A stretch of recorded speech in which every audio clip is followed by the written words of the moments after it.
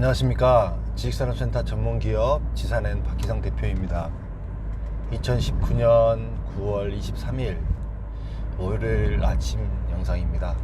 현재 시간은 5시 40분이고요 날씨가 많이 춥습니다.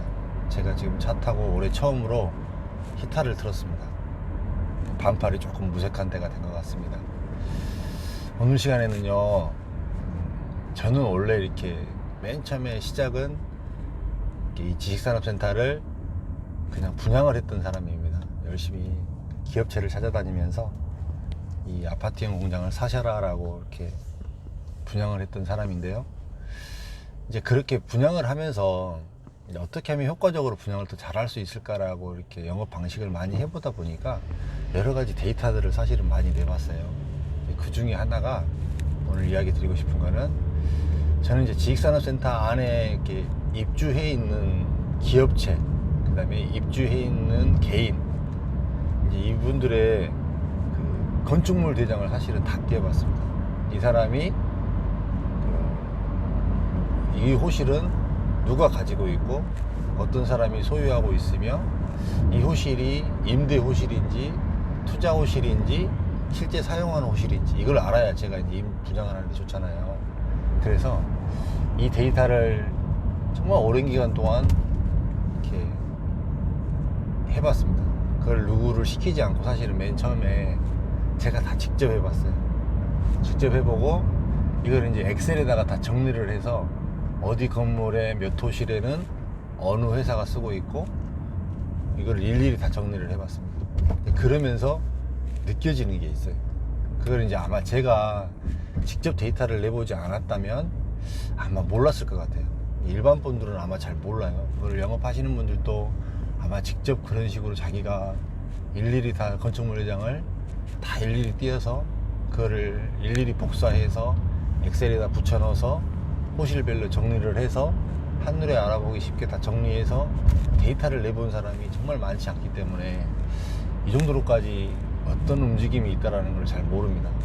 근데 이제 제가 자신있게 이야기를 할 수 있는 부분은 뭐냐면, 그게 제가 지금 데이터를 내봤던 게 다 10년이 넘었던 이전이거든요. 그 다음에 그 이후로도 새로 나온 건물들에 대해서 이렇게 데이터를 내보면 이제 그 부자들의 특성을 약간은 볼 수가 있어요. 부자들의 특성은 뭐냐면, 굉장히 한 회사가, 그 다음에 한 개인이 굉장히 많이 갖고 있는 경우가 눈에 보입니다. 지식산업센터를요. 근데 아마 지금도 아마 제가 봤을 때 안 팔고 계실 거예요. 가산동에도 보면 그 굉장히 유명한 회사 대표님이 개인적으로 취득한 것도 많고, 그 다음에 회사로 취득한 것도 많고, 이게 좀 이 아파트형 공장일 때, 지금은 일반 모든 여러분들처럼 이렇게 일반 사람들이 이 지식산업센터를 투자를 하려고 하시고 많이 관심 있어 하시잖아요. 근데 그때 당시에는 이렇게 기업체들만 관심을 가졌고 기업체 대표들만 관심을 가졌단 말이에요. 근데 이제 이 기업체 대표들이 굉장히 자기가 있는 건물을 많이 매입했고 그 주변도 많이 매입했고, 이게 눈에 굉장히 보이는 경우가 상당히 많았습니다. 한두 명이 아닙니다. 굉장히, 그러니까 지식산업센터는 굉장히 많이 가지고 있는 사람이 여러 명이 있습니다. 이쪽에서는 조금 큰 손으로 있는 이런 사람들이고요. 이제 이분들은 이제 어떤 식으로 맨 처음에 늘렸냐면, 이제 이거를 처음부터 이렇게 이런 지식산업센터가 좋다라고 이렇게 생각을 해서 늘렸던 건 아닌 것 같아요. 이제 우리나라 기업 구조상 만약 법인의 회사일 경우에는 법인 자금을 이렇게 효과적으로 빼기가 사실은 굉장히 어렵거든요. 비자금을 만드는 게. 그래서 이제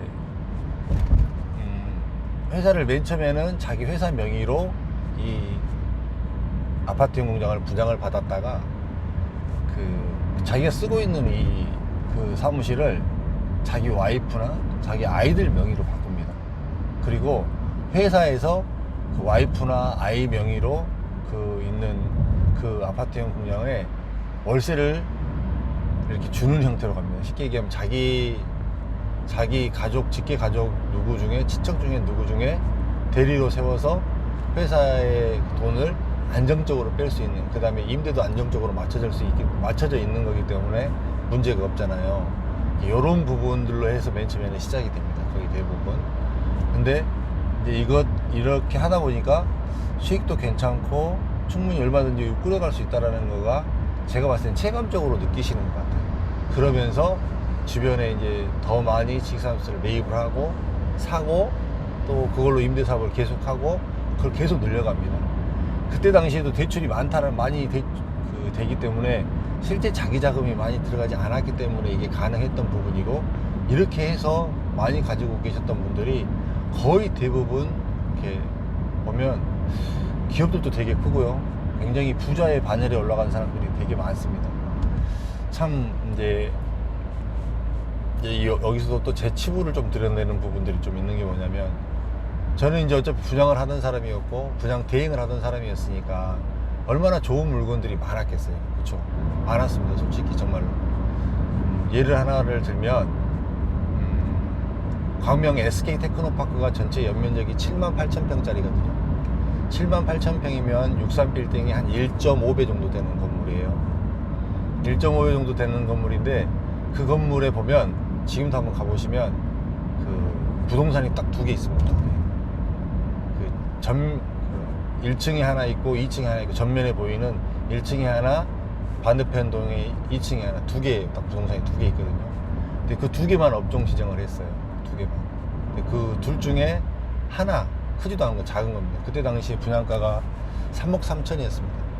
계약금 3,300만 원이었고, 그거를 이제 업종이 지정된 건물이니까 그러면은 이 아파트형 공장을 끼워서 팔았습니다. 그래서 아파트형 공장 두 개하고 부동산 한 개하고를 같이 사는 조건으로 이렇게 샀습니다.